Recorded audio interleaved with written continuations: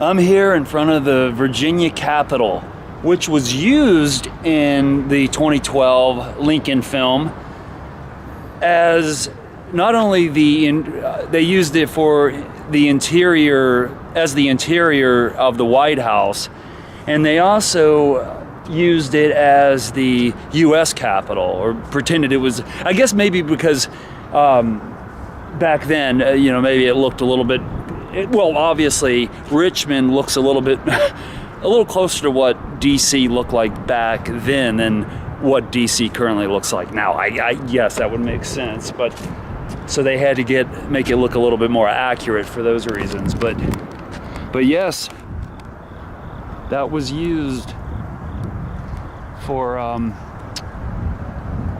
this was used as the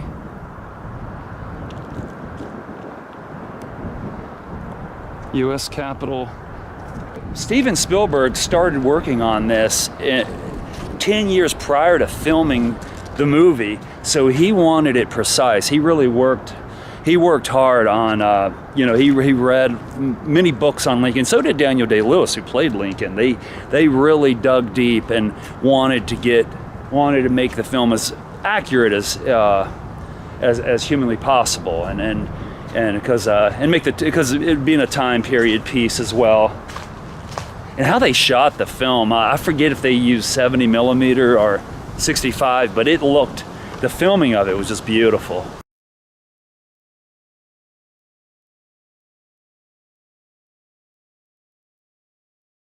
This is the Virginia Repertory Theater. This was used for the theater scenes in Lincoln.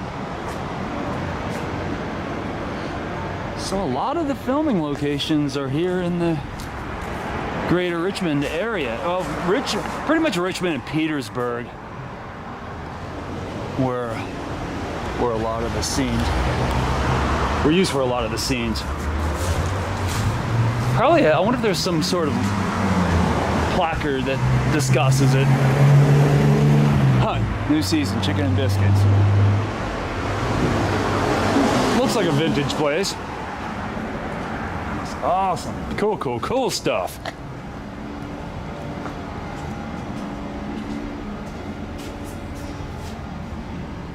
I wonder.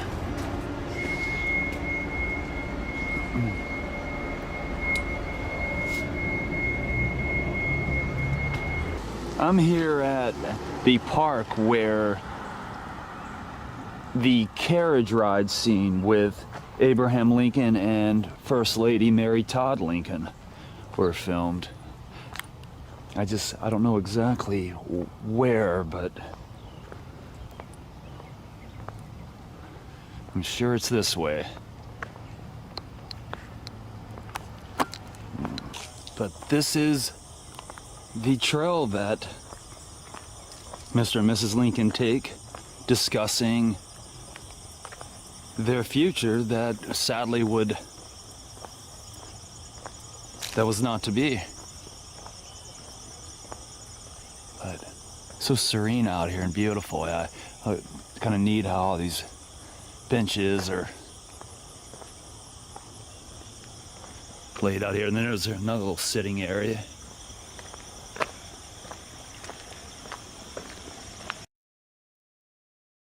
That is the house. That was Judy and Wes Hicks' house. That was some major moments of the film happened right there. Here at the Old Moran here in Curry Beach, which isn't far from Wilmington, and this was used in the 1990, I think 97 film, The Traveler, with Mark Wahlberg and Bill Paxton. The famous Barbary Coast, where this was used in the film, and David Lynch's film Blue Velvet with Dennis Hopper. And this was Frank's Lounge. It was used as Frank's Lounge in the film, but very good. Yep, this is it. And you can see this is it in the film as well. That's so neat.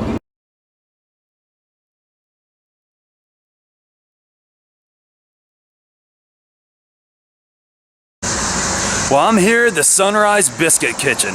This place behind me was actually used in part of Bad Grandpa. This was one of the filming locations. And I'm in Chapel Hill, North Carolina. And this was actually used in the scene. Well, let's take a look and I'll explain as we go. This was actually used in the scene where Johnny Knoxville was hung over. And right around that corner, I believe, kind of where my truck is, you can see them coming around this corner, and his grandson is pushing him in that shopping cart. And I remember the ladies in there were laughing at him, and I think they were out here. They were out here where the parking spaces are. And I remember the guy coming out and talking to Johnny Knoxville, and he asked did he have anything for a hangover. He said, and the guy advised them just to get some greasy food and some chicken from them, I guess, and get some sleep. He said, that's the only thing I know to cure a hangover. And check this out. They actually have a Bad Grandpa biscuit or sandwich. Obviously they didn't have that until the movie came out, I'm sure. And God, that's expensive too. $9.57. Jumbo blueberry muffin. Looks like that's the only thing that they have that's an ode to the film.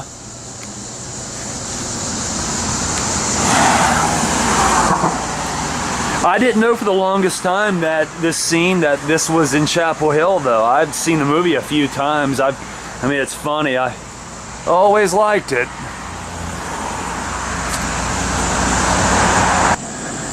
Yeah, but yeah, that scene. There's like two ladies just staring at them out of that window, and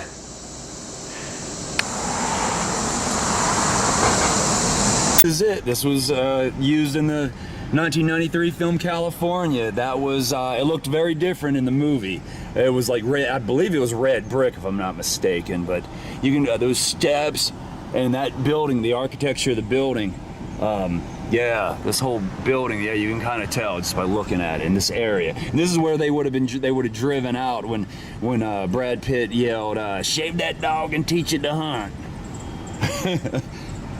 And Brian, David Duchovny's character, was all hungover that morning. And then there was a scene with Adele and Carrie where when the guys got out to the bar, which I don't know where that bar was. I don't know if it was filmed in Atlanta or not. You know, movie magic, you never know. But this is a shady place, man. It was probably shady back then. They probably had to do that because early Brad Pitt's character was shady as hell. He was a killer, kind of a redneck killer. And yeah, so cool that I found this though. Look at, and even that fence, all this may have been here back then. That gate, yeah, all that fencing. Yeah, man, it's still they put some little money into it, but it's still kind of a rat hole. Wow, so crazy. That old wooden fence may have been in the shot too. I can't wait to go back and look. But yeah, but this was it. This was the one of the filming locations for California, 1993. For the 1993 film California with a K. One of my favorite Brad Pitt films. That was worth it. It's so strange that this is in downtown Atlanta, or on the outskirts of downtown Atlanta. See, it used to have a little neon motel sign, but you can see the building to see it's the architecture. Looks the same, though the color doesn't. Then you see early Grace, Brad Pitt's character, walking out the door, and then they're in the car already, and then they end up on their way to California. But yep, that's the old motel that's now apartments. But well, we're here at the Friday house. We think this was Craig's house with the big dog, but Wait, I thought you put in the address. I did. No, back there, I thought that was Miss Parker's house, the hot lady that's watering her grass. It's over there. But that's Miss Parker's house, actually. We found out that's the one with the hot woman that was watering her grass in the movie. And as you can see, the lawn is beautiful. They have immaculate. Oh, there it is. 1480. So that's Craig's house. Right. Craig and Smokey sat on that porch in the 1995 film Friday.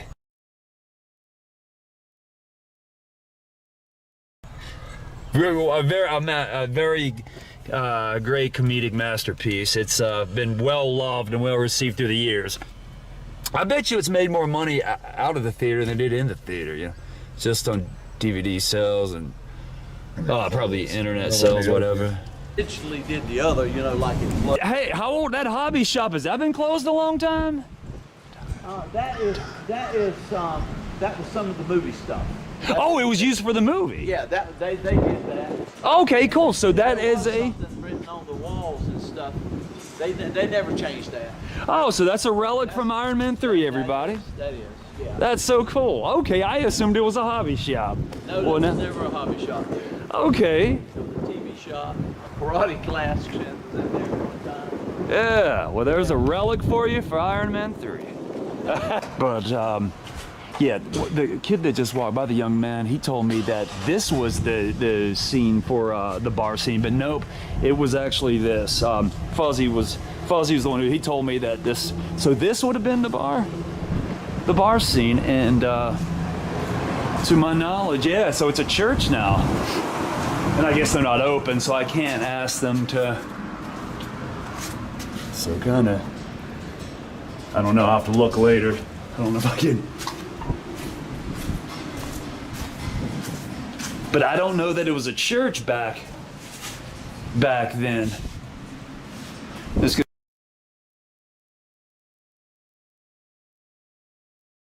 be something new. See, like John, my buddy John, he can be seen in this film, and I'll show you when Robert Downey Jr. walks, and you can see Christmas lights. You know, the whole bar, and the town was decorated with Christmas lights. I don't think it was filmed around the holidays, but he would have been like straight back in the back.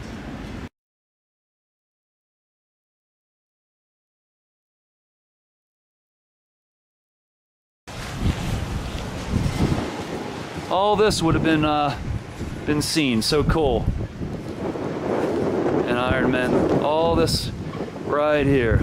And some of this stuff was like that, like he said. That's kind of cool to think that they kept it. They kept some of the movie relics. I'm sure one day they'll fix that up, that whole facade, and it'll be a store, you know, when we get out of this. Hopefully the economy gets going again. Now, he said this at one time was a styrofoam wall because because of an explosion scene, and they used styrofoam, of course, and blew the styrofoam out. Of course, you know, in the movies you can't tell that it's styrofoam, but now it's been since replaced with real, you know, brick. This is the section where Robert Downey Jr. was walking, and the girls told him, the lady told him that this is where the guy blew himself up. They had like a little makeshift memorial for him.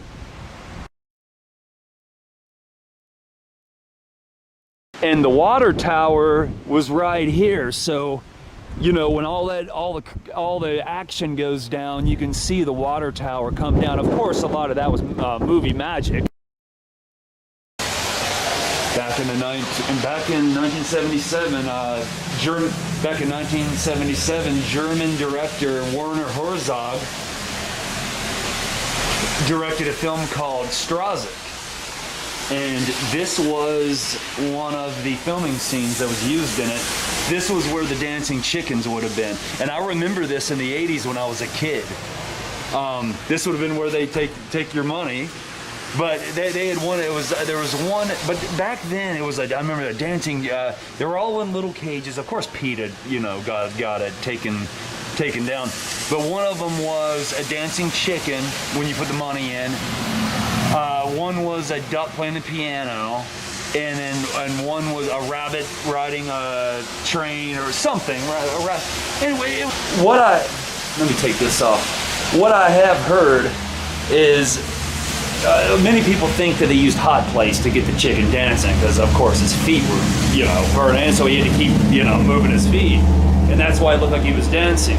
I've also heard they used that wasn't true. They used positive reinforcement, as you know, they would, whenever they did whatever they were supposed to do, they would get a treat. Nonetheless, you know, that's not a good life for an animal in a small little glass cage. Some of it's filmed, I want to say in Gatlinburg, a part of the scene, like it's split, kind of split filming, whereas it'll go, and you know, they do that in films, and they'll make you believe the whole scene's filmed in one place when it actually isn't. But there's a, of course, at the end, he takes off. There's a truck that's supposed to be, that's driving by itself in circles, and it's on fire. Let me see. And he takes off, and then he puts the money in, and he gets has the chicken dancing, and then he takes off on the chairlift. And of course, the chairlift no longer exists, but of course, this would have been the contraption that would have that would have generated it, that would have motorized it, so to speak. But look at this. Yeah, this would have been where all the animals were.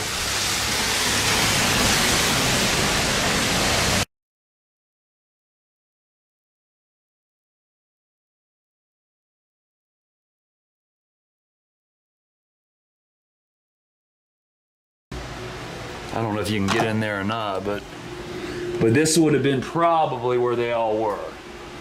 Kind of brings back memories. I kind of vaguely remember it. I know my granddad would. So cool, though.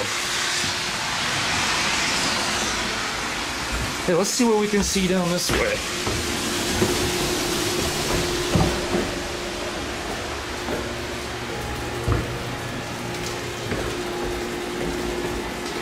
Ah, that's cool.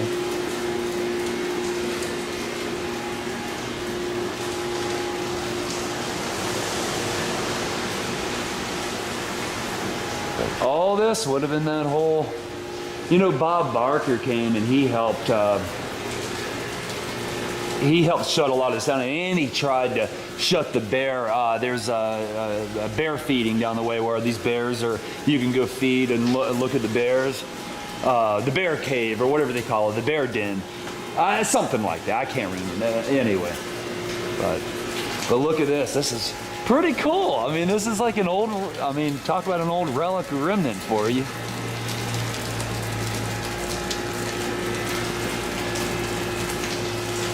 Oh,